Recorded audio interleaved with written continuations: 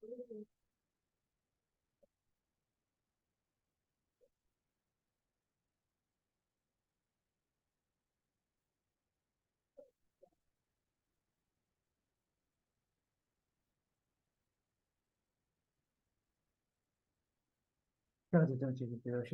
আমরা 9D নিয়ে আলোচনা শুরু করেছিলাম, দুটি পাঠ শেষ হয়ে গেছে। আশা করি প্রত্যেকটা প্রবলেম ভালোভাবে সলভ করতে পেরেছো।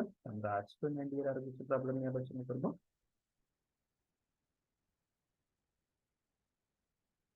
আজকের পাঠটিও তোমাদের ভালো লাগবে আশা রাখি।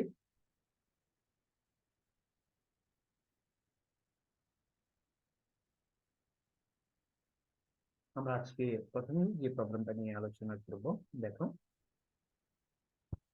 খুব ইম্পর্টেন্ট, অনেকবার এটা পরীক্ষা এসেছিল এর আগে। একই গতিতে নিক্ষিপ্ত একটি প্রক্ষেপকের কোন নির্দিষ্ট পাল্লা আর এর জন্য দুটি বিচরণ পথের সর্বাধিক উচ্চতা এইচ এবং এইচ প্রাইম হলে আমাদের দেখাতে হবে। একই গতিতে নিক্ষিপ্ত, একই গতিতে একটা প্রক্ষেপ একটা বস্তুকে নিক্ষিপ্ত করছে কোন নির্দিষ্ট পাল্লা আর এর জন্য, পাল্লা সেম কিন্তু বিচরণ পথ দুটি, বিচরণ পথ হচ্ছে দুটি যদি হয়, তাহলে একটা বিচরণ পথের জন্য সর্বাধিক উচ্চতা হচ্ছে এইচ, আর একটা বিচরণ পথের জন্য সর্বাধিক উচ্চতা হচ্ছে এইচ প্রাইম। তাহলে আমাদেরকে দেখাতে হবে আর equal 4 √ h into h prime. তো চলো এটা আমরা কিভাবে সলভ করবো দেখি। এখানে কিন্তু বিষয়টা কি, এখানে বিষয়টা হচ্ছে পাল্লা এবং দুটি বিচরণ পথ, এবং দুটি বিচরণ পথে সর্বাধিক উচ্চতা দুই রকম হবে। তোমরা জানো দুটি বিচরণ পথের জন্য সর্বাধিক উচ্চতা দুই রকম হবে। ছবিতে একটু বিষয়টা ক্লিয়ার হবে একদম। একই গতিতে নিক্ষিপ্ত একটি প্রক্ষেপকের আনুভূমিক পাল্লার মান একই হবে, পাল্লা একই হবে যদি একটা নিক্ষেপণ কোণ আলফা হয় আর যদি অপর নিক্ষেপণ কোণ 90° মাইনাস আলফা হয়। মনে রাখবা, তাহলে এই দুটো অ্যাঙ্গেলে যখন কোনো বস্তুকে নিক্ষিপ্ত করা হবে তখন তাদের পাল্লা একই হবে। মনে রাখবা, আমি আবার বলতেছি, কোনো একটা বস্তুকে যদি এই দুটো অ্যাঙ্গেলে, একটা যদি আলফা হয় একটা 90° মাইনাস আলফা হবে, যেমন ধরো যদি একটা যদি 30° হয় একটা হবে 90 মাইনাস 30° 60° যদি হয়, তাহলে ওই নিক্ষিপ্ত বস্তুর পাল্লা একই হবে কিন্তু বিচরণ কাল দুটো হবে। এটা কিন্তু এমসিকিউর জন্য লাগবে। তাহলে দেখো আমরা ছবি দেখবো, ইউ বেগে মারবে একই গতিতে, দেখো গতি কিন্তু একই হবে দুটোকে, দুটো এই বস্তুটাকে কিন্তু একই গতিতে মারবে। দেখো বস্তুটাকে একই গতিতে মারবে, বস্তুটাকে একই গতিতে মারবে। দেখো আলফা কোণে, একটা হবে আলফা কোণে আর একটা হবে 90° মানে আলফা কোণে যদি মারা হয়, যদি ছোড়া হয়, তাহলে পাল্লা একই হবে, সর্বাধিক উচ্চতা দুইটা হবে। দেখো পাল্লা একই, দেখো উভয় ক্ষেত্রে পাল্লা একই, উভয় ক্ষেত্রে আনুভূমিক পাল্লা একই, উভয় ক্ষেত্রে আনুভূমিক পাল্লা হচ্ছে একই কিন্তু সর্বাধিক উচ্চতা দুটো। দেখো এই পাল্লার জন্য সর্বাধিক উচ্চতা হচ্ছে এখানে আর এই পাল্লার জন্য সর্বাধিক উচ্চতা হচ্ছে এখানে। দেখো তাহলে এই পাল্লার জন্য সর্বাধিক উচ্চতা যদি আমরা এইচ ধরি, এই পাল্লার জন্য আমরা সর্বাধিক উচ্চতা ধরবো এইচ প্রাইম। তাহলে বিষয়টা ভালো করে খেয়াল করো, একই গতিতে নিক্ষেপ হয়। তাহলে দেখো উভয় ক্ষেত্রে বেগ একই। কোনো একটি প্রক্ষেপকের অর্থাৎ কোনো একটা বস্তুর নির্দিষ্ট পাল্লা আর এর জন্য পাল্লা সেম থাকবে, বিচরণ পথ দুটি হবে, দুটি বিচরণ পথের জন্য সর্বাধিক উচ্চতা দুই রকম হবে, দুটি বিচরণ পথের জন্য সর্বাধিক উচ্চতা কি হবে, সর্বাধিক উচ্চতা দুই রকম হবে। তো দেখো এখানে সর্বাধিক উচ্চতা আমরা ধরে নেবো, সেখানে সর্বাধিক উচ্চতা এইচ প্রাইম। তাহলে দেখো পাল্লা আর সেম থাকবে। তাহলে এখন প্রক্ষেপক কোণ যদি, নিক্ষেপণ কোণ যদি আলফা হয়, তাহলে সর্বাধিক উচ্চতা ধরে নিলাম এইচ, আর সর্বাধিক উচ্চতার সূত্র যদি তোমরা জানো, সর্বাধিক উচ্চতার সূত্র হচ্ছে u square sine square alpha by 2।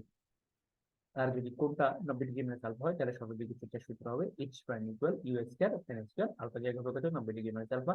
আর তোমরা জানো যে সাইন 90° মাইনাস থিটা সমান হচ্ছে কস থিটা।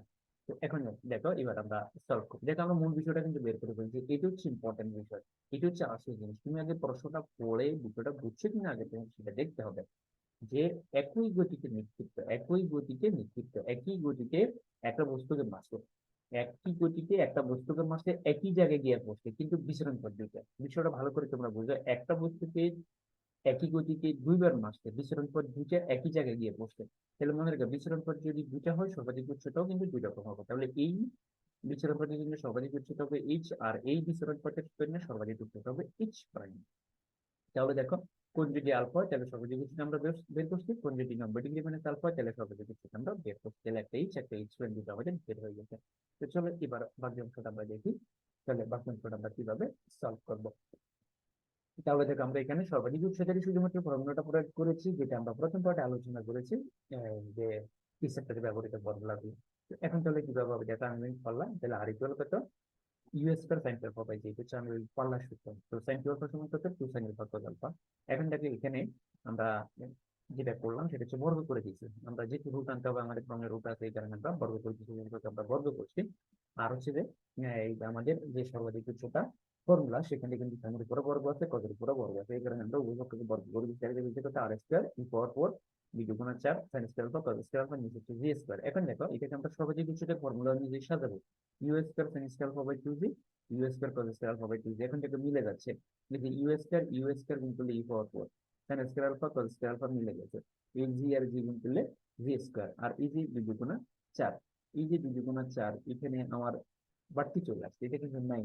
আমার উপরে ফোর্স ছিল, খেয়াল করে আমার উপরে কি ছিল, আমার উপরে কিন্তু ফোর্স ছিল, আমার উপরে ছিল 4, কিন্তু আমি নিচে দিছি করে নিচে দিছি 4, কিন্তু আমার ছিল উপরে 4, আমি নিচে দিছি 4। তাহলে এখন এইটাকে ব্যালেন্স করার জন্য আমাকে 16 দিতে হবে। তাহলে দেখো এই 2 আর 2 গুণ করলে 4, এই 4 দিয়ে 16 কে ভাগ করলে 4 হবে। দেখো আমার মানের কোনো পরিবর্তন হয়নি, মানের কোনো পরিবর্তন হয়নি। তাহলে দেখো এটার পরিবর্তে আমরা কি লিখতে পারবো, এটার পরিবর্তে লিখতে পারবো এইচ, আর এটার পরিবর্তে লিখতে পারবো আমরা এইচ প্রাইম, আর 16টা বসে যাবে। এখন উভয় পাশে আমরা রুট দিয়ে দেবো, দেখো উভয় পাশে রুট দিলে রুট স্কয়ার কাটা, আমরা 16 উপরে রুট দিলে হবে 4, আর এটা উপরে তো দেখো আমাদের পয়েন্ট চলে আসছে। এটা কিন্তু অনেকবার এর আগে পরীক্ষা এসেছে, আমরা ভালোভাবে সলভ করবো। তাহলে দেখো এখানে আমরা সর্বাধিক উচ্চতার সূত্র প্রয়োগ করেছি, এখানে আমরা আনুভূমিক পাল্লার সূত্র প্রয়োগ করেছি। তো চলো আমরা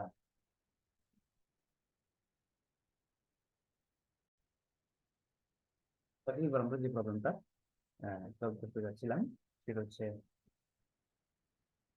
প্রমাণ করা যে প্রকৃত বস্তুর বিচরণকাল উহার সর্বাধিক উচ্চতায় পৌঁছানোর সময়কালের দ্বিগুণ। এটা আমরা একদম প্রথম পাঠে এটা নিয়ে কথা বলেছি, আমরা বিচ্ছুরণকালের যে সূত্রটা পাইছিলাম সেখানে কিন্তু আমরা বলছি যে এই দেখো এটা কিন্তু পরীক্ষা তোমার জন্য অনেকবার এসেছে, তোমাদের সময় আসতে পারে।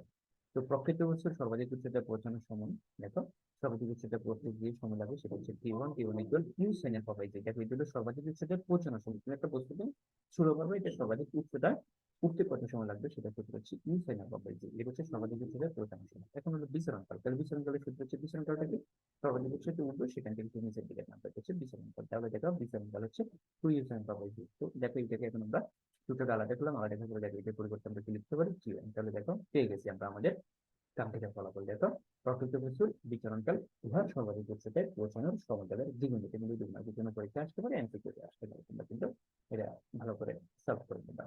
তো চলো এবার আমরা যে প্রবলেমটা সলভ করবো, দেখো এটা ইম্পর্টেন্ট, এটা অনেকবার পরীক্ষা এসেছে, দেখবা তোমরা মেন বুকে এখানে কি দেওয়া আছে, কোন আনুভূমিক তলের উপরস্থ একটি বিন্দুতে একটি কণা ইউ বেগে এবং আলফা কোণে প্রকৃতি হলো, একটা আনুভূমিক কোন আনুভূমিক তলের উপরস্থ একটি বিন্দু থেকে, আনুভূমিক তলের উপরস্থ ধরো মাটির উপর একটা বল আছে, একটা বল বা একটা কণা, একটা পাথর উত্তরটা যে কোনো কিছু একটা ইউ বেগে আলফা কোণে প্রকৃতি হয়েছে, তার পাল্লা হয়েছে আর, ভ্রমণকাল হয়েছে টি, লব্ধ উচ্চতা হয়েছে এইচ। তাহলে খেয়াল করো কি কি হয়েছে, তার পাল্লা হয়েছে আর, তুমি কোনো কিছুকে ছুড়ে মারছো, তাহলে তার পাল্লা হয়েছে আর, ভ্রমণকাল হয়েছে কি, অর্থাৎ ভ্রমণকাল মানে কি, ভ্রমণকাল মানে হচ্ছে বিচরণকাল, উঠার সময় আর নামার সময়, উঠার সময় আর নামার সময় হচ্ছে বিচরণকাল। তারপরে লব্ধ উচ্চতা হচ্ছে এইচ, অর্থাৎ যেটা সর্বোচ্চ এইচ উচ্চতা বসছে, তাহলে আমাদেরকে এটা প্রমাণ করতে হবে। তাহলে দেখো দেওয়া আছে কি, যে ইউ বেগে মারছে আলফা কোণে মারছে, এটা পারলো হচ্ছে আর, ভ্রমণকাল হচ্ছে টি, লব্ধ উচ্চতা হচ্ছে এইচ। তাহলে দেখো প্রথমে আমরা যে যে জিনিসগুলো দেওয়া আছে এই সূত্র লিখবে, তাহলে দেখো লব্ধ উচ্চতা মানে সর্বাধিক উচ্চতা মনে রাখবে, তাহলে সর্বাধিক উচ্চতার সূত্র হচ্ছে আমাদের এটা। তারপর ভ্রমণকালের সূত্র, ভ্রমণকাল মানে বিচরণকাল, বিচরণকালের সূত্র হচ্ছে T equal to u sign পাবে, এরপরে আমি করলাম সূত্র হচ্ছে ইউ স্কয়ার সাইন থিটা পাবে। দেখো তিনটে সূত্র আমরা লিখে ফেলছি। এখন এবার আসো আমরা এই প্রমাণটা করবো। তো এটা আমরা যেটা করবো সেটা হচ্ছে আমরা এখান থেকেই এই প্রমাণটা শুরু করবো, T equal to u sign পাবে জি, ডিরেক্ট ক্রস মাল্টিপ্লিকেশন করলাম, করার পরে দেখি ইউ সাইন এর সমান হচ্ছে জি বাই টু। তাহলে এটা কার মান বের করছি আমরা, এখানে ইউ সাইন এর মান বের করছি, এটা একটা সমীকরণ দিলাম। তাহলে দেখো ঠিক একইভাবে এবার আমি পারলাম, আর ইকুয়াল হচ্ছে ইউ স্কয়ার সাইন থিটা পাবে জি, এটা সাইন টু থিটা সূত্র হচ্ছে two sine theta cos theta, তোমরা জানো। এবার এখন দেখো এবার এটাকে আমরা আলাদা করতেছি, two u sine alpha by g এটা আলাদা লিখছি, আর অবশিষ্ট কি, অবশিষ্ট হচ্ছে ইউ কস আলফা। খেয়াল করো তোমরা এই যে একটা ইউ, একটা সাইন আলফা, আর টু মিলাইয়া আমরা, আর নিচে জি দিয়ে আমরা two u sine alpha by g লিখছি। তার সাথে মিলানোর জন্য এই যে এটার সাথে মিলানোর জন্য দেখো two u sine alpha by g, এটা পরিবর্তে আমরা কি লিখতে পারবো, ক্যাপিটাল টি লিখতে পারবো, আর ইউ সাইন আলফাটা ইউ কস আলফাটা আলাদা হয়ে যাবে। তাহলে দেখো টি ইউ কস আলফা, তাহলে এখান থেকে দেখো ইউ কস আলফা মান বের করছি। তাহলে দেখো এখানে আমরা ইউ সাইন আলফা বের করছি, এখানে আমরা ইউ কস আলফা বের করছি। দেখো ইউ সাইন আলফার মান হচ্ছে জিটি বাই টু, আর ইউ কস আলফার মান হচ্ছে আর বাই টি। তো চলো এবার আমরা বাকি অংশটা সলভ করে দেখি।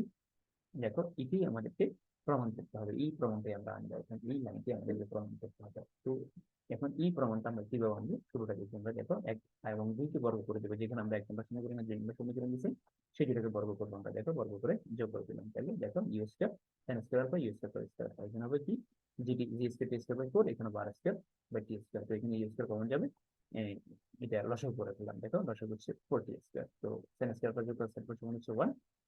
দেখো এটা হলো।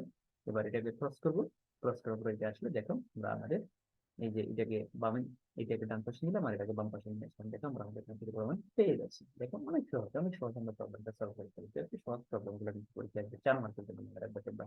এই সহজ সহজ প্রবলেম গুলো তোমাদের জন্য 4 মার্কের জন্য পরীক্ষা আসবে, তো অবশ্যই তোমরা ভালো বোঝা। তো চলো এবার আমরা যে প্রবলেমটা সলভ করে দেখি।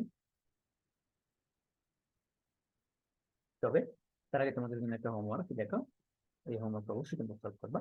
ভবিষ্যতে আলফা কোণিক বিভাগে একটি বস্তু শূন্যের নিক্ষিপ্ত হলো যদি এর বিচরণ কাল ও সর্বাধিক উচ্চতা যথা তোমার টি এবং এইচ আমাদেরকে প্রমাণ করতে হবে জিটি স্কয়ার ইকুয়াল 8h। ভালো করে খেয়াল করে কি দিচ্ছে এখানে, তোমাকে দিচ্ছে কি ভবিষ্যতে আলফা কোণে, ভবিষ্যতে আলফা কোণে এবং ইউ বেগে মারছে, শূন্যে নিক্ষিপ্ত হয়েছে একটা বস্তু, শূন্য উপরের দিকে নিক্ষিপ্ত হয়েছে, বিচরণ কাল দেওয়া আছে আর সর্বাধিক উচ্চতা দেওয়া আছে। দেখো বিচরণ, তাহলে এখানে দেখো আগের অঙ্কটা আমরা যেটা সলভ করছি সেখানে পাল্লা ছিল, বিচরণ কাল ছিল, সর্বাধিক উচ্চতা ছিল। আর এই অঙ্কটা যেটা তোমরা সলভ করবে এখানে শুধুমাত্র সর্বাধিক উচ্চতা আর কি দেওয়া আছে বিচরণ কাল দেওয়া আছে। দেখো টি ইকুয়াল কি লিখবে, 2 ইকুয়াল হবে যে, আর h equal to u square cancel হবে, চুজ ওই সূত্রটা লিখে তোমরা কিন্তু প্রবলেমটা সলভ করবে অবশ্যই।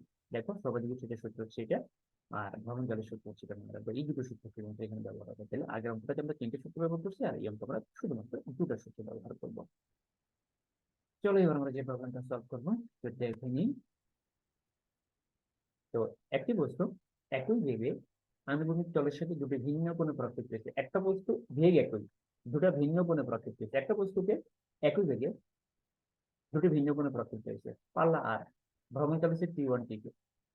দেখো যে আমাদেরকে কি দেখাইতে হবে, আর ইকুয়াল হাফ জি টি1 টি2। ভালো, আমরা ছবি থেকে এই বিষয়টা আরো ক্লিয়ার হবে। তাহলে একটু আগে কিন্তু আমরা একটা প্রবলেম সলভ করছিলাম যে পাল্লা এখানে কিন্তু সেম, খেয়াল করো পাল্লা সেম, বেগ একই, কোণ দুইটা, যদি একই বেগ হয় দুটো কোণ হয়, পাল্লা একই কখন হবে, যখন একটা কোণ হবে 90 আর একটা হবে 90 মাইনাস আলফা, মনে রাখবো, অথবা একটি হবে আলফা একটা হবে 90 মাইনাস আলফা। দেখো যদি একটির নিক্ষেপণ কোণ আলফা এবং অপরটির নিক্ষেপণ কোণ যদি 90 ডিগ্রি মাইনাস আলফা হয় তাহলে এই ঘটনাগুলো বলবে, মনে রাখবা।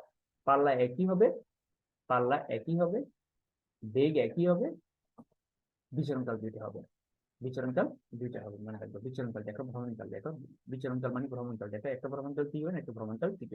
আমরা ওখানে যে প্রবলেমটা সলভ করছিলাম সেখানে সর্বাধিক উচ্চতা দেওয়া ছিল। তো মনে রাখবে তোমরা সবসময় একই বেগে একটা প্রক্ষেপকের আণবিক পাল্লা একই হবে কখন, যখন একটা কোণ আলফা হবে একটা কোণ 90 মাইনাস আলফা হবে। দেখো ইউ বেগে দুটাকে একই বেগে মারা আছে, দেখো বলা আছে এখানে একটা বস্তুকে একই বেগে আণবিক তলের সাথে দুটো ভিন্ন কোণে, তাহলে একটা কোণ হচ্ছে আলফা একটা কোণ হচ্ছে 90 মাইনাস আলফা। তাহলে দেখো পাল্লা কিন্তু সেম হবে, পাল্লা সেম। দেখো বিচরণকাল দুটো, এই একটা বিচরণকাল, তাহলে আমরা ধরে নিলাম যে এটার জন্য বিচরণকাল টি1 আর এটার জন্য বিচরণকাল হচ্ছে টি2। দেখো আর পাল্লা হচ্ছে একই। তাহলে দেখো নিক্ষেপণ কোণ যদি আলফা হয় তাহলে ভ্রমণকাল হচ্ছে টি1, আর তোমরা জানো বিচরণকালের সূত্র হচ্ছে 2 ইউসিন হবে। আর যদি নিক্ষেপণ কোণ 90 ডিগ্রি মাইনাস আলফা তাহলে বিচরণকাল হচ্ছে t two equal 2 u sin sine 90 degree minus alpha by t. তো তোমরা জানো সাইন 90 ডিগ্রি মাইনাস থিটা সমান হচ্ছে cos আলফা। তো আসুন প্রবলেমটা আমরা দেখি, তাহলে প্রবলেমটা কি হবে আমাদের জন্য। দেখো পাল্লা, পাল্লা আর ইকুয়াল ইউসি সাইন আলফা বাই জি। তাহলে দেখো কি দাঁড়াচ্ছে আমাদের জন্য। তো আমরা সেন্ট্রাল সূত্র লিখলাম 2 sin alpha cos alpha by g. এবার 2 sin alpha by g 2 u cos alpha by g আলাদা করে ফেলছি। দেখো এখন এই ইউ এখানে আছে কয়টা, দুইটা, তাহলে এখানে ইউ একটা দুইটা মিলে গেছে। তারপরে sin alpha মিলছে, cos alpha মিলছে, বাট এখানে হচ্ছে শুধুমাত্র 2, আমরা লিখছি 4, অর্থাৎ 2 into 2। আর এখানে আছে শুধুমাত্র জি, আমরা লিখছি জি ইন্টু জি অর্থাৎ জি স্কয়ার। তো আমি যেটা বাড়তি লিখছি সেটাকে ব্যালেন্স করতে হবে, তাহলে উপরে আমার একটা জি লাগবে, নিচে আমার একটা 2 লাগবে। দেখো তাহলে এই যে এ টু আর এ টু কাটা গেলে মানের কোনো পরিবর্তন হবে না, ইজি আর ইজি কাটা গেলে মানের কোনো পরিবর্তন হবে না। মনে রাখতে হবে তুমি কখনোই ভারসাম্য নষ্ট করতে পারবে না, তুমি শুধু রূপান্তর করতে পারবা, এতে মানের কোনো পরিবর্তন যেন না হয় সেদিকে খেয়াল রাখতে হবে। তাহলে দেখো আমরা এখানে জি দুইবার লিখছি কারণ উপরে একটা জি দিয়ে দিয়েছি, এখানে আমরা 2 দুইবার লিখছি কারণ নিচে একটা 2 দিয়ে দিয়েছি। সাইন আলফা একবার ছিল, সাইন আলফা একবার বাড়িয়েছে, কস আলফা একবার ছিল, কস আলফা একবার বাড়িয়েছে, আর ইউ দুইবার ছিল, ইউ এখন দুইবার আছে। তো এখন দেখো মান বসে দিতে হচ্ছে টি1, এটা হচ্ছে টি2। দেখো দুটো এবার ক্রস করো, দেখো চলে আসছে আর ইকুয়াল হাফ জি টি1 টি2, আমরা আমাদের কনসেপ্টের প্রমাণ পেয়ে গেছি। দেখো অনেক সহজে আমরা প্রমাণটা করে দিয়েছি। তাহলে তোমাদেরকে মনে রাখতে হবে একটা বস্তুকে তুমি একই ভেগে মারবা, এটার পাল্লা একই হবে, বিচরণ কাল দুটি হবে। কোন শর্তে? যখন একটা কোণ হবে আলফা আর একটা হবে আলফা নাম্বার হবে। কিন্তু এমসিকিউর জন্য তোমাদেরকে মনে রাখতে হবে। তো এবার তোমাদের জন্য হোমওয়ার্ক দেখো, একটা প্রক্ষেপ্য বস্তুর দুটি গতিপথের বৃহত্তম উচ্চতা 4 মিটার এবং 6 মিটার। তাহলে দেখো, একটা প্রক্ষেপ্য বস্তুর দুটি গতিপথ, গতিপথ দুইটা, একটা বস্তুকে ছুড়ে মারছে, গতিপথ হচ্ছে দুইটা, একটা হচ্ছে 4 মিটার, একটা হচ্ছে 6 মিটার। নিক্ষিপ্ত বস্তুটির পাল্লা নির্ণয় করে এখানে আর বের করতে হবে। এখানে কি বের করতে হবে? এখানে আর বের করতে হবে। ভালো করে খেয়াল করে, এখানে কি দেওয়া আছে? এখানে হাইট দেওয়া আছে, বৃহত্তম উচ্চতা এইচ দেওয়া আছে। এখানে বৃহত্তম উচ্চতা কি দেওয়া আছে? এইচ দেওয়া আছে। এখানে আমরা যে সূত্রগুলো ব্যবহার করবো, এখানে দেখো প্রথম আমরা সর্বাধিক উচ্চতার সূত্র ব্যবহার করবো। তাইলে প্রথম ক্ষেত্রে এইচ এর মান হচ্ছে 4, তাহলে সেখান থেকে আমরা সাইন আলফা বের করে ফেলবো, কারণ জি এর মান তো আমরা সবাই জানি।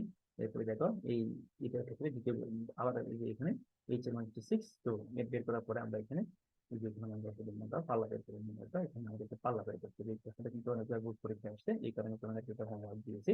অবশ্যই তোমরা প্রশ্নটা সলভ করবো, অবশ্যই তোমরা সলভ করবে, না বলে আমাকে তোমরা ছবি পাঠাবে কে কতটুকু করতে পেরেছো, এটা আমি দেখবো। ধন্যবাদ সবাইকে। শুধু শিক্ষার্থী বৃন্দ, আমরা এই 9D এর 3টি পার্ট শেষ করে ফেলেছি। আমরা আগামী পার্টে আরো নতুন কিছু প্রবলেম নিয়ে হাজির হবো। সেই পর্যন্ত তোমরা এগুলো প্র্যাকটিস করতে থাকো। ধন্যবাদ সবাইকে।